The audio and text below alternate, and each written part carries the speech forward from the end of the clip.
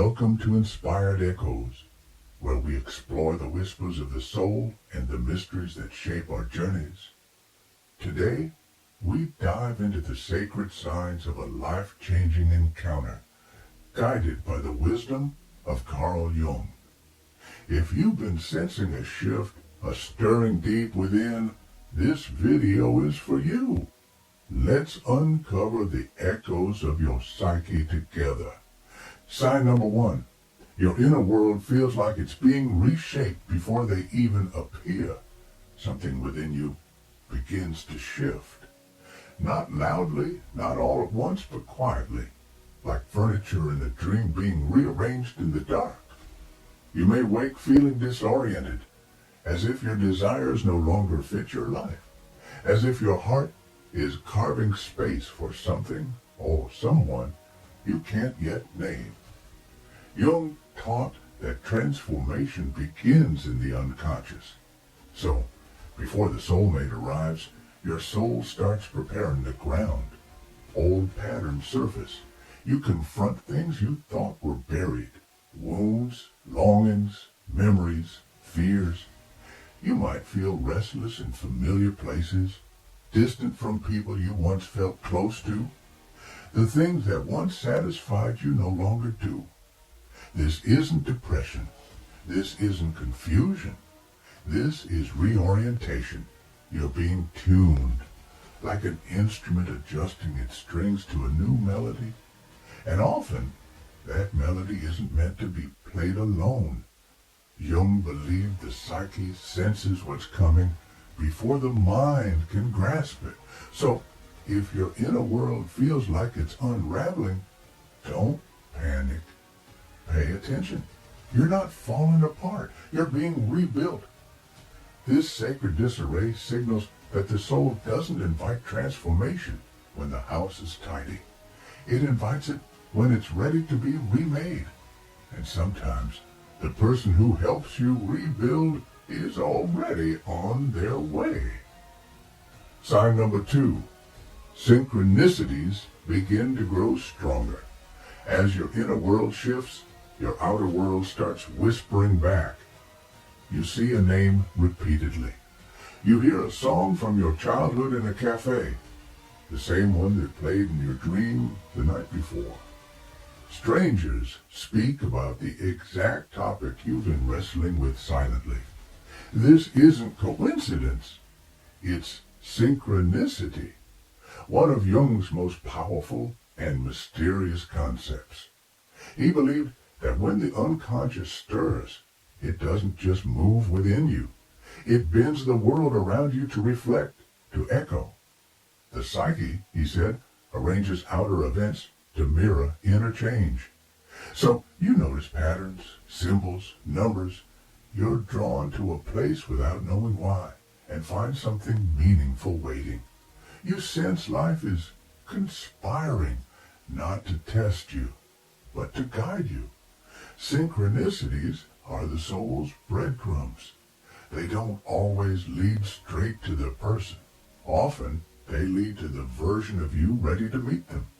So, if the signs feel louder lately, if reality itself feels like it's locking eyes with you, don't dismiss it. This is the psyche's poetry, its way of saying you're close. Sign number 3.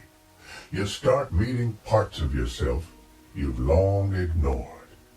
The person who will change your life isn't just someone out there. They meet you where you've never met yourself. Before that encounter, your psyche calls you inward. You feel emotions you thought were buried, grief that visits suddenly, desires you were taught to suppress, fears that rise not to punish, but to be seen. This is shadow work, the process of reclaiming the rejected pieces of who you are. Jung believed the people who impact us most aren't random. They're mirrors.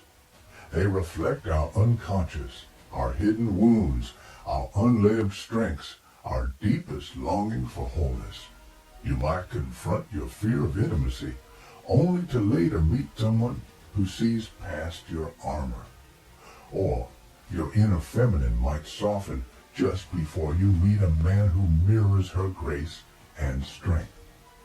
These meetings don't happen when we're perfect. They happen when we're real, when we've done enough soul excavation to stand before another and see not a savior or a fantasy, but a reflection. As Jung said, we don't attract what we want. We attract who we are, or who we're ready to become. Becoming that person is the true preparation. The soulmate is simply the echo. Sign number 4, a deep calm or knowing settles in. After the restlessness, the signs, the strange synchronicities, something shifts, not outside but within. You stop chasing love, seeking validation, or molding yourself to be seen. A quiet, sacred stillness emerges. You may not have met the person yet, but your soul whispers they're near. This isn't fantasy or anxious hope. It's a deep, rooted knowing, the kind that comes when your inner and outer worlds align. Jung would call this the self, the deepest center of your psyche, moving into conscious awareness, not as a concept, but as an embodiment. You stop looking for someone to rescue you or fill your gaps. Instead, you feel worthy of a deep, conscious connection, not because you need it, but because you've become it. Jung pointed to this paradox. You attract what you've already cultivated within. Even if the person hasn't appeared, the desperation fades, the magnet is active, the signal is sent. Jung wrote, loneliness does not come from being alone, but from being unable to communicate what matters most.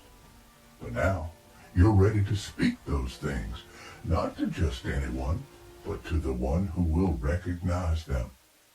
When you reach this still point, life listens, because your soul is finally speaking clearly.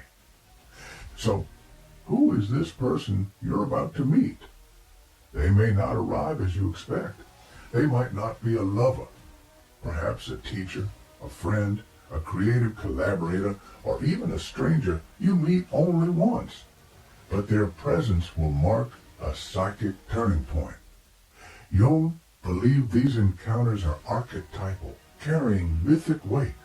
They activate the self, awaken dormant parts of you, show you who you become or who you're still afraid to be. They don't complete you, they reveal you. Sometimes they arrive when you've surrendered something, other times when you least expect it, but most need it. One thing is certain, after they appear, you cannot return to who you were before, not because of them, but because of what they showed you in yourself. Jung said, we meet ourselves time and again in 1,000 disguises on the path of life. This meeting, whoever it is one of those sacred disguises, a mirror, a message, a doorway disguised as a person. So, if the signs are stirring, if your soul is whispering, how do you prepare for such a sacred encounter? Not by searching outward, but by becoming the version of you who can truly receive it. This isn't about effort. It's about alignment. Journal your deepest fears and desires. Tune into the quiet nudges of dreams. Follow synchronicities over logic. Meet the shadow through therapy, art, or honest solitude. Go where your spirit feels most alive. That's where they'll find you. The more authentic you become, the less you need to strive, because the soul doesn't attract what's perfect. It attracts what's true. As the mystic Rumi said, echoing Jung's deepest teachings, your task is not to seek for love, but to seek and find all the barriers within yourself that you have built against it.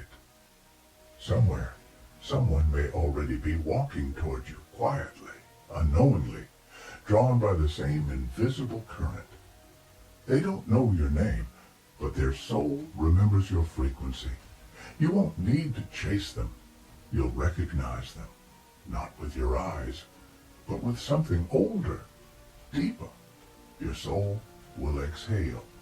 When they arrive, there may be no fireworks, just a stillness, a sense that time folds in on itself, and everything feels softly inevitable. Because in truth, this was never just about meeting them. It was about meeting yourself fully, nakedly, unapologetically, so that when they appear, you'll know how to be met. This is the soul's work, the alchemy Jung called individual.